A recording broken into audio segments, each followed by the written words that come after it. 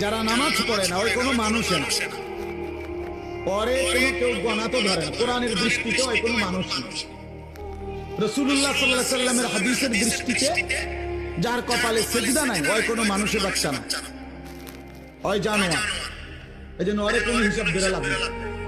বেনামাজি ওই কোনো গণার মানুষ না। এজন্য কোরআন শরীফে আছে আল্লাহ বলছে ফজরের নামাজে আমার ফেরেশতা এবং আমার ঈমানদার বান্দাদের সমাবেশ পায়। তার মানে বেনামাজিকে আল্লাহ তাআলা বান্দাই গণার ধরেন। দূর তুই পাগল, ফালতু কোথাকার দেখা। তুই 800 ভাত খাইতি, ভাত খাবে না। 800 দুনিয়ায় ঘুম যাইতি, যা ঘুম যাবে এটা না ফরমান। 800 পেশাব পায়খানা ধরলে পেশাব পায়খানা করবি, খাইবি, ঘুমাইবি, যৌন চাহিদা পূরণ করবা, খালাস। এরই নাম জিন্দেগি।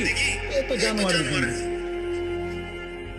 এক জানোয়ারও গরু, ছাগল, কুকুর, বিড়ালও খায়, ঘুমায়, পেশাব পায়খানা করে, যৌন চাহিদা পূরণ করে।